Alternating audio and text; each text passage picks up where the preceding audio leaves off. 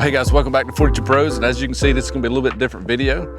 Currently outside in my backyard, if you will, and we're going to be talking about focal lengths when it compares to distance. So what kind of distance can a focal length reach out and capture an image, okay? Currently we're going to be using the Sony 200-600 on the A7 III, and with this video, we're going to have to remember crop factors, okay? So with Sony cameras, Nikon cameras, it's 1.5 crop factor from APS-c or Super 35. So if you switch the full frame to the Super 35, just remember you're gonna have a 1.5 crop factor. So if you are way out on the 600, that means it's gonna be 900, all right? And for the APS-c cameras, obviously that is a 1.5 crop from the full frame. All right, so with that in mind, we'll just go ahead and get into it real quick. In the background, I don't know if you can tell right as of now, but I will put an arrow on our target. We have an archery target in the background here. It's orange, and it is 45 yards away. So if you want to do the calculations, if you're working in the metric system, just do the calculations so you can see how far away we are. And then we're going to go through the different focal lengths here with the A7 III as it compares to the distance, all right? I'll show you at 200, 300, 400, 500, 600, and then with the crop factor at the end on what we can get with an APS-c camera with this lens. So this could be used in determining on what kind of lenses and kits and setups that you'll need to film your different projects. And when I first got started, that was one of my biggest, I guess, stumbling blocks, if you will, was how far can a 24-105 really go, you know? Or how far can a 28-200 go? And that was some of the limitations and kind of trial and errors I had to go through. So walk through it with me here so you get to learn and you can kind of see and compare what type of distances that your lenses can get. And you can kind of prepare what you need to get in the future for your future projects that you plan to have and do. All right, so let's go ahead and get started. All right guys, so here we are. We're recording with the A7 III with the 200-600, and we are currently at 200 millimeters. And as I mentioned before, our archery target down there is at 45 yards. So be sure to do the calculations to get it back to the distance and measurements that you want to, okay? All right, so 200 millimeters. This is what the field of view looks like at 45 yards. So let's crank it on up to 300. There's 300 millimeters on the lens using the A7 III in full frame mode.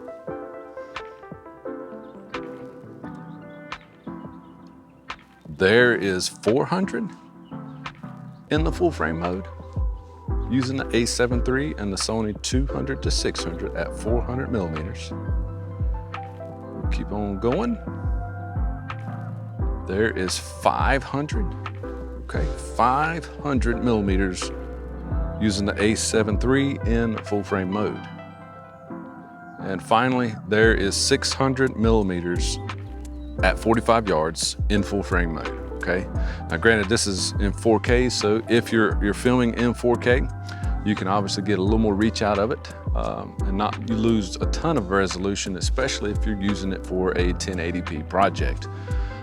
So there's another crop factor that you can think about later, but let's go ahead and get into the crop mode itself, okay? Now, one of the videos I will be doing is how I set up my A7 III, and so I've got some of my shortcuts set up to where manual focus and crop modes and white balance and all that fun stuff is really easy to get to. And so just like that, we're in it. All right, so we are shooting the A7 III in Super 35 mode, which gives it a 1.5 crop. So like I mentioned before, Sony cameras, Nikon cameras gets a 1.5 crop. Canons get the APS-c gets the 1.6 crop. So if you have an APS-c Canon, just keep that in mind. It'll be a little different on the math, but you'll get the idea, okay? So we're currently recording at 200 millimeters, Super 35 mode. Let's go ahead and go through them. 300 millimeters on the 200-600 in Super 35 mode at 45 yards. So if you do the math on this one, it's equivalent to roughly 450 millimeters on a full frame. All right, so here is 400 on the lens in Super 35 mode.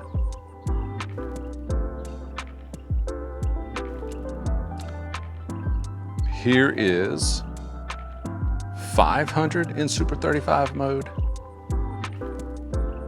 And finally, we have 600 millimeters in the Super 35 mode on the A7 III. Okay, so A7 III, Super 35 mode, using this 200-600 Sony lens, and it is at 600. And this is the field of view that you can get, okay? And I'll do a comparison between the full frame and the Super 35 mode, just so you can see the difference in your field of view.